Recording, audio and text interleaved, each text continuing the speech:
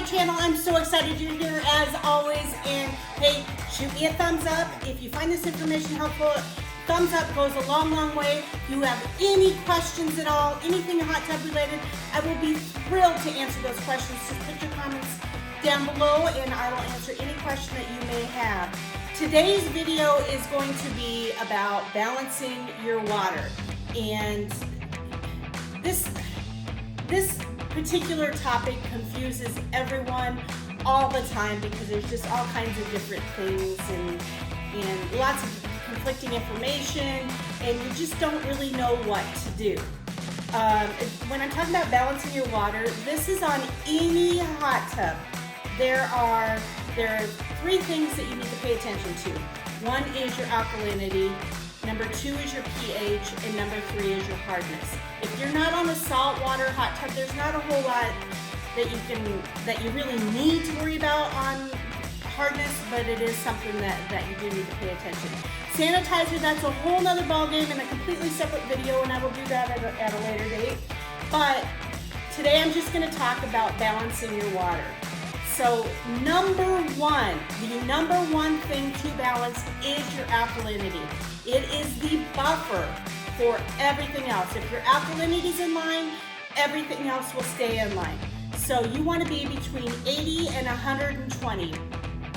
Now I've had hot tub stores in Nebraska, there's places in Minnesota, and it doesn't matter where you live, but sometimes your alkalinity can be super, super high. Like I've seen 300, 330 parts per million of alkalinity. You really got to get that alkalinity in line before you can do anything else. And typically when you have high alkalinity, you're going to have super high hardness, and a lot of times you're going to see metal in your water as well. But if you've got super high alkalinity, you're going to have to take that down, and you have to take it down slowly. And the only way to take it down is with a pH decreaser. pH decreaser lowers your alkalinity. Now I know everybody's like, well, if I put the pH decreaser in, and it's going to take my alkalinity down, but then my pH is going to drop as well.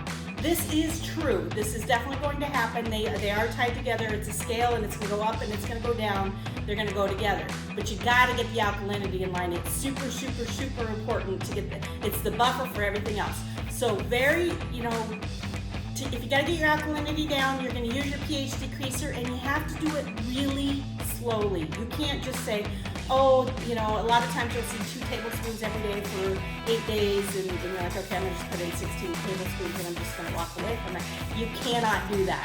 It won't work. All it's going to do is bottom out your pH, and the alkalinity is still going to be way up here, and it's not going to do you any good. So it'd be like 2 tablespoons of pH decreaser every day for 8 days. Now the other thing I'm going to tell you is that when you're testing it, you're going to stick in that test strip, and you're going to see nothing's moving, and then bam, all of a sudden you're there. But alkalinity is the most important. So to get it down, it does take a long time to do, and don't put in your pH decreaser and then throw in a test strip 15 minutes later thinking that you're going to see what you need to see. No, you got to give it 24 hours to work before you. So once you put your chemicals in, do not test again for at least 24 hours. Wait 24 hours to test it. But to lower it, you're going to lower it with a pH decreaser. Now, if you want to raise it, or you finally get the alkalinity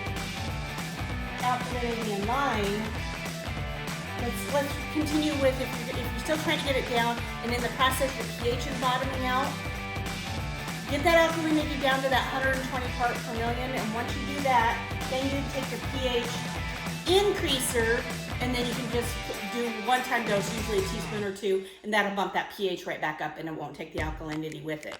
So pH decreaser lowers both alkalinity and pH. pH increaser only raises pH. So, and then if you need to raise your alkalinity, you're going to use alkalinity increaser. And you can usually do that in a day too. So if you've got real low alkalinity, like where my main store is right now in Sioux Falls, we typically come in a little on the low side. Usually a capful of this, wait one day and you're right exactly where you need to be.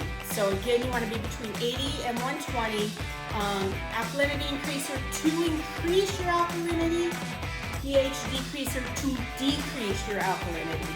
And then you always want your pH, after you balance the alkalinity, you always want your pH at 7.6.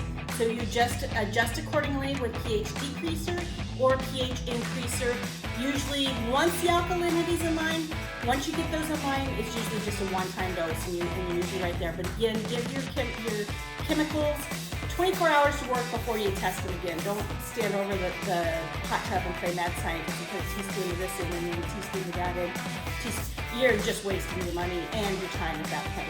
Put it in, let it work for 24 hours, and then check it again the next day.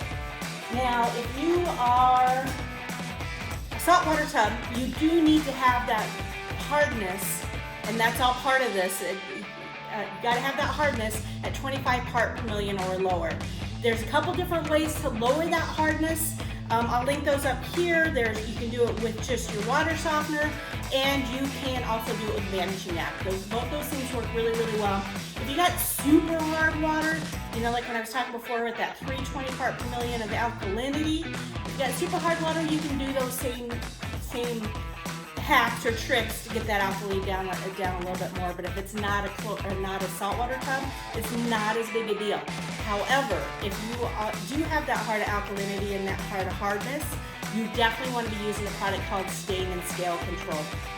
What that does is it keeps calcium from forming on the sides of the hot tub, the heater, the motors, the pumps, all of that. That can cause a lot of damage, so it's really, really important that you keep that either in solution, and that's what you're going to do with your stain and scale control, or you're going to actually drop it down. But if you got high alkalinity and high hardness, a couple tablespoons of, it's actually about 2 ounces of stain and scale control once a week. Phenomenal product by Spa Guard. Works really, really good. If it's a saltwater tub, it's got to be 25 part per million or lower, and you wouldn't be using the stain and scale control at that point. So I hope this helps clear a few things up. I know it's a lot of foreign words and da.